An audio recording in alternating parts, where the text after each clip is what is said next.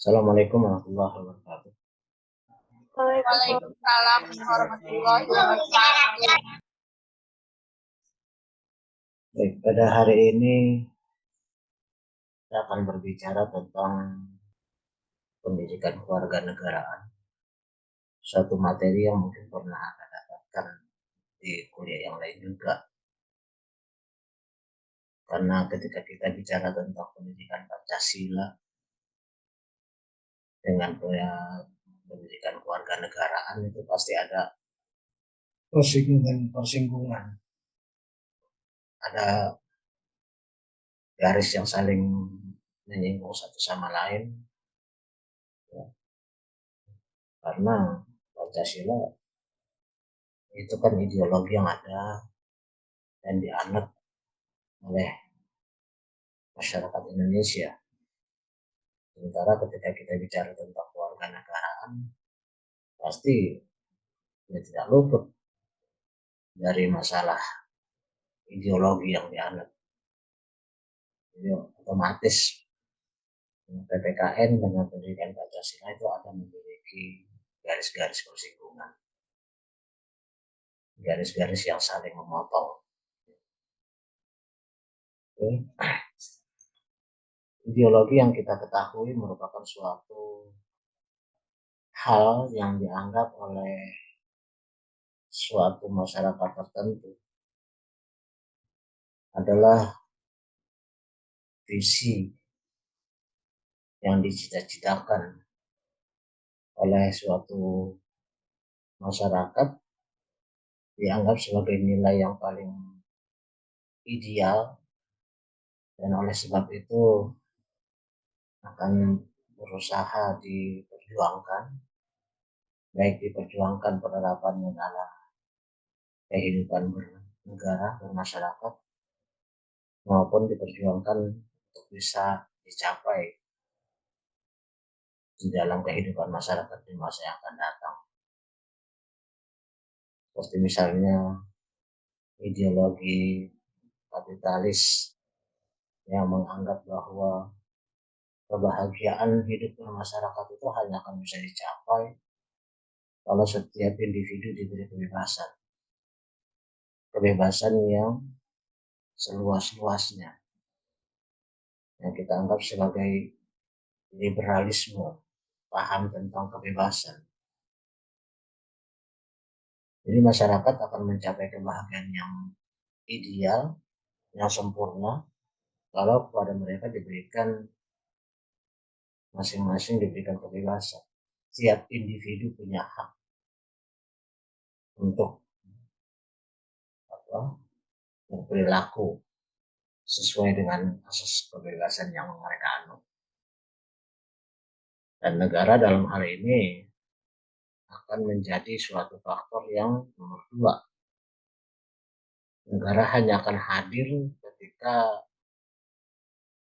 dibutuhkan. Jadi negara sebaiknya tidak usah ikut campur dalam kehidupan individu. Ya. Negara itu hanya akan menjadi penengah kalau ada sengketa. Tapi kepada individu itu punya hak untuk menentukan jalannya sendiri-sendiri. Itulah sebabnya kemudian di dalam suatu negara yang sifatnya liberalisme terjadi penumpukan harta, terjadi penumpukan modal pada sekelompok orang tertentu, yaitu orang-orang yang memiliki kapital. Sementara pada masyarakat lain ada yang justru beranggapan sebaliknya, bahwa kebebasan individu justru bukannya menciptakan kebahagiaan, tetapi malah membuat masyarakat menjadi berkotak-kotak. Masyarakat akan terbagi menjadi kelas orang-orang yang kaya, kelas kapital, kaum borjuis, dan pada sisi lain akan menciptakan jurang pemisah yang sangat lebar, sehingga pada satu saat ada orang yang kaya dan pada saat lain ada orang yang sangat miskin. Ya. Oleh karena itulah maka mereka menganggap bahwa seharusnya negara yang hadir mengatur semua dan individu tidak boleh muncul. Individu itu akan menyebabkan kesengsaraan kalau diberikan suatu kebebasan, karena tiap orang itu menuntut kebebasan yang semutlak-mutlaknya, sehebat-hebatnya, sebesar-besarnya, sehingga kemudian seringkali merugikan orang lain. Oleh karena itulah maka negara yang harus hadir. Nah, perdebatan tentang hal tersebut juga muncul pada waktu Indonesia baru berdiri. Jadi Indonesia ini pada waktu setelah diproklamirkan dan bahkan pada waktu-waktu sebelumnya itu ramai perdebatan tentang apa hal yang menjadi cita-cita bangsa Indonesia kelak di kemudian hari setelah Indonesia merdeka. Dan ketika Indonesia merdeka ini, bangsa ini mau dibawa kemana?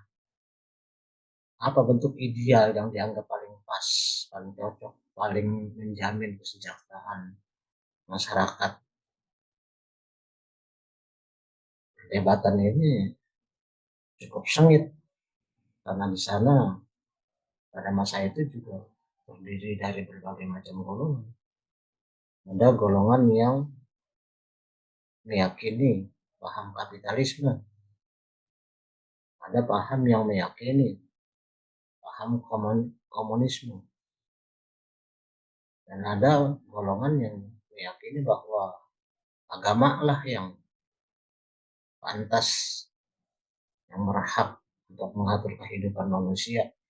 Oleh karena itu, kehidupan bernegara itu harus didasarkan kepada ajaran agama. Maka pada saat menjelang Indonesia itu diproklamasikan, perdebatan tentang ideologi negara menjadi suatu hal yang sangat krusial. Karena ideologi itulah yang nantinya akan menjadi warna dari sikapnya warga negara Indonesia nanti. Oleh karena itu ketika kita berbicara tentang pendidikan kewarganegaraan, tentu kita akan bicara tentang ideologi negara yang kita anut. Pada masa sebelum Indonesia diproklamasikan kemerdekaan,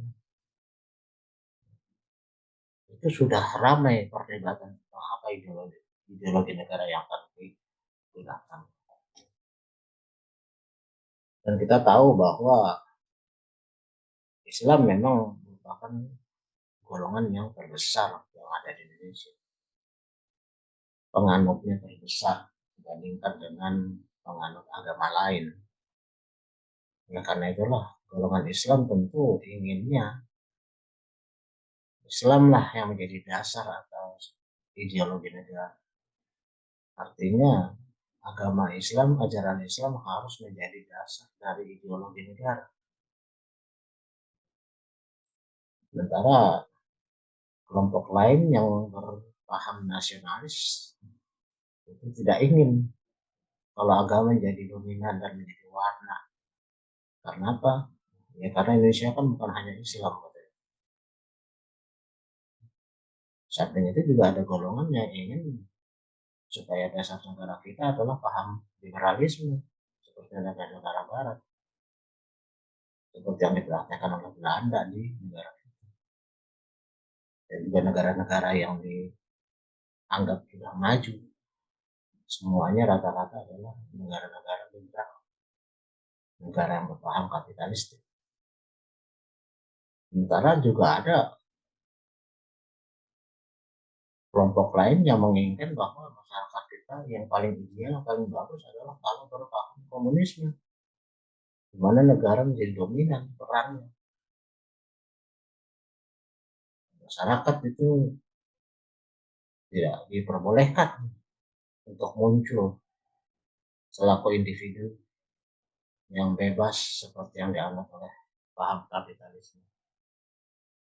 Nah, karena itulah maka di dalam sidang Badan Penyelidik Usaha Persiapan Kemerdekaan Indonesia atau BPUPKI yang dibentuk April 1945 sebelum Indonesia memproklamasikan kemerdekaannya. Perdebatan tentang dasar negara ini ya, begitu sengit. Kita lihat ada beberapa pendapat. Menurut Sutomo itu salah satu tokoh pendiri Republik. Beliau ahli hukum, Profesor Dr. Sutomo. Di dalam satu sidang Badan Penyelidik Usaha Persiapan Kemerdekaan Indonesia mengatakan bahwa paling tidak ada dua kelompok yang sangat besar peranannya,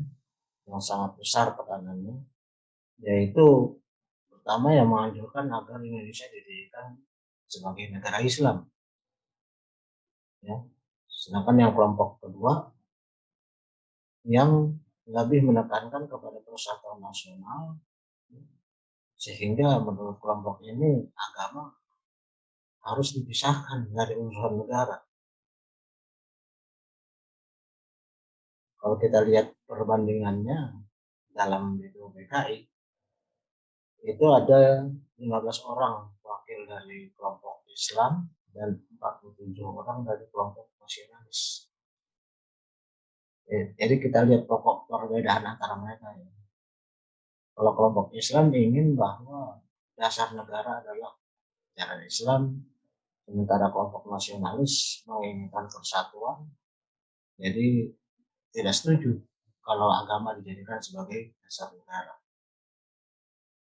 Kemudian setelah BPUPKI kemudian membentuk suatu panitia kecil yang terdiri dari 9 orang, maka panitia 9 ini yang kemudian membuat draft rumusan pembukaan undang-undang dasar nanti yang akan digunakan. Mula-mula ada kesukaran mencari kecocokan paham antara kedua golongan yang tadi berseteru, terutama yang mengenai soal peran agama di dalam negara. Naskah pembukaan dari undang-undang dasar yang nanti akan digunakan itu disebut sebagai Piagam Jakarta, dirumuskan oleh 9 orang. Di mana di dalam sila pertama dari draft Pancasila, di dalam draft pembukaan Undang-Undang Dasar 1945 ini, sila pertama adalah ketuhanan dengan kewajiban menjalankan syariat Islam bagi pemeluk-pemeluknya. Jadi Pancasila yang sebelum tanggal 18 Agustus setelah Indonesia merdeka itu dirumuskan sebagai sila ketuhanan dengan ketentuan menjalankan syariat Islam bagi pemeluk-pemeluknya. Tapi tentu saja kalimat seperti ini akan muncul keberatan. Keberatan atas kalimat tersebut disampaikan misalnya oleh Tuhan Hari, seorang wakil nasionalis yang beragama Protestan. Anggota lainnya juga menyatakan keberatan, yaitu Wongsonegoro dan Husein Jayadiningrat. Mereka khawatir jika kalimat tersebut yang digunakan di dalam Pancasila, maka akan muncul fanatisme yang dikhawatirkan akan mendiskredit orang-orang yang non-Muslim. Maka kemudian setelah dikompromikan lebih jauh, maka di dalam panitia persiapan kemerdekaan Indonesia, ya, panitia 9 ini. Kemudian 7 kata tersebut dicoret. Ada beberapa hal yang dari draft menjadi naskah resmi pada tanggal 18 Agustus itu ada perubahan-perubahan. Yang pertama, dulu dalam Piagam Jakarta pembukaan itu disebut sebagai mukaddimah. Tapi kemudian karena terlalu berbau Islam, maka disetujui untuk diganti menjadi pembukaan. Yang kedua, tadi pencoretan anak kalimat dalam sila pertama berdasarkan pada ketuhanan dengan kewajiban menjalankan syariat Islam bagi pemeluk-pemeluknya.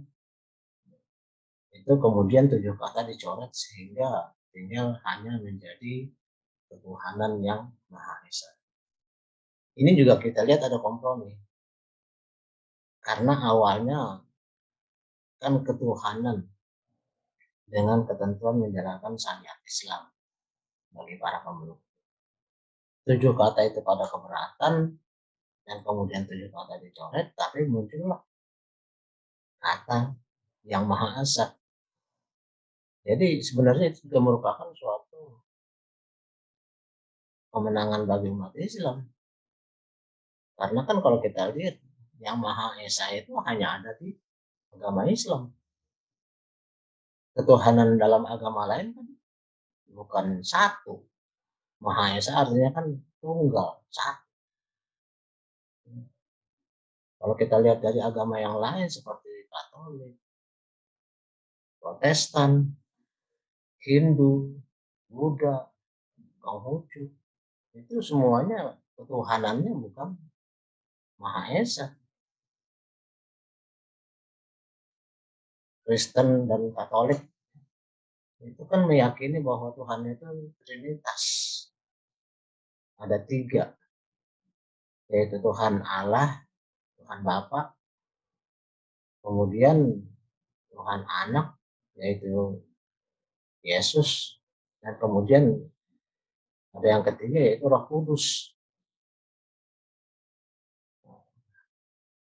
Kristen dan Katolik ini sama. Ada Trinitas. Tuhan menjelma menjadi anak, lalu kemudian disalib sebagai pengorbanan untuk menebus dosa manusia. Jadi tidak esa, karena Trinitas. Demikian juga dengan Hindu, Trimurti. Karena ketuhanan itu terpecah menjadi 3. Ya kan? Ada Dewa Siwa, Dewa Wisnu, dan Dewa Brahma. Brahma yang paling tinggi. Dewa pencipta. Kemudian ada Dewa pemelihara yaitu Wisnu, dan Dewa perusak yaitu Siwa. Di Buddha juga begitu. Di Konghucu juga begitu. Maka dengan pencantuman yang Maha Esa sebenarnya merupakan suatu pengganti dengan ketentuan menjalankan syariat Islam bagi pemeluk. Berarti di situ memang lebih menjurus kepada Islam. Juga yang harus Anda ketahui bahwa di dalam pasal 6 ayat 1 Undang-Undang Dasar 45 semula itu disebutkan di draftnya di Piagam Jakarta disebutkan bahwa presiden ialah orang Indonesia asli dan beragama Islam. Jadi presiden pada awalnya itu disebutkan harus Indonesia asli, beragama Islam. Jadi 2 syarat itu. Jadi tidak boleh orang-orang keturunan, baik keturunan Eropa, keturunan Arab, keturunan Cina, tidak diperbolehkan dan harus beragama Islam. Tapi ini juga diperdebatkan dan akhirnya dicoret. Karena apa? Karena kalau seperti itu seolah-olah orang lain tidak punya kesempatan. Orang seperti Anies Baswedan nggak akan bisa itu berdasarkan itu. Karena dia kan keturunan Arab. Begitu juga dengan Ahok. Ya, nggak bisa. Karena dia keturunan Chinese. Yang mungkin adalah orang-orang Indonesia asli. Maka ini dianggap mendiskreditkan warga negara lain. Maka kemudian naskah yang disetujui kemudian hanya orang Indonesia asli. Presiden ialah orang Indonesia asli. Kata beragama Islamnya itu coret. Nah, ini diresmikan sampai 18 Agustus 1945. Tapi kemudian dalam perjalanan sejarah kita mengetahui bahwa orang Indonesia asli itu juga masih mengandung diskriminasi seperti saya katakan tadi. Bagaimana dengan orang-orang Indonesia turunan seperti Anies Baswedan ataupun Ahok? Ya, itu dianggap tidak diberi kesempatan untuk menjadi presiden. Maka kemudian setelah reformasi, presiden itu syaratnya hanya warga negara Indonesia. Sekarang yang berlaku adalah presiden ialah warga negara Indonesia. Tidak mesti asli. Nah, berarti maka terbukalah kesempatan untuk orang-orang yang keturunan WNA, keturunan manapun juga, keturunan Eropa, keturunan Cina, keturunan Arab bisa berhak. Tapi kita harus juga mengetahui nanti bahwa ketika kita mempelajari syarat menjadi warga negara Indonesia itu ternyata hanya dia sudah 5 tahun berturut-turut tinggal di Indonesia atau 10 tahun tidak berturut-turut. Anda mungkin masih ingat ketentuan tentang ini pernah saya sampaikan. Jadi dengan demikian menjadi presiden Indonesia itu sebenarnya syaratnya sangat ringan. Ada orang keturunan asing kemudian dia sudah 5 tahun di Indonesia, dia sudah menjadi warga negara Indonesia, atau dia 10 tahun tidak berturut-turut, dia bisa mengajukan naturalisasi sebagai warga negara Indonesia, maka dia berhak menjadi presiden. Nah, apakah kemudian dia diterima atau tidak oleh rakyat dalam pemilu? Rakyat yang menentukan. Anda lah yang menentukan. Boleh nggak mereka? WNA yang cuma 5 tahun sementara Anda puluhan tahun semua hidup di Indonesia malah akan terkalahkan. Karena apa? Karena mungkin mereka punya pengaruh. Ya. Kalau WNA turunan asing yang belum lama jadi orang Indonesia, tapi mereka punya pengaruh, mereka punya uang, mereka punya kekuatan, maka Anda yang pribumi ya otomatis tersingkirkan. Saya bukan menghasut, tapi ini realitas kalau memang kita ya menggunakan kalimat presiden ialah warga negara Indonesia. Berarti celahnya sangat terbuka lebar. Cuma kan untuk bisa menjadi seorang pemimpin, menjadi seorang presiden itu masalahnya bukan hanya masalah hukum. Legalitas ya oke, ada masalah, boleh. Tapi secara sosiologis nggak mungkin. Kenapa? Orang Indonesia pastinya nggak mau dipimpin oleh warga negara asing yang baru menjadi jadi WNI.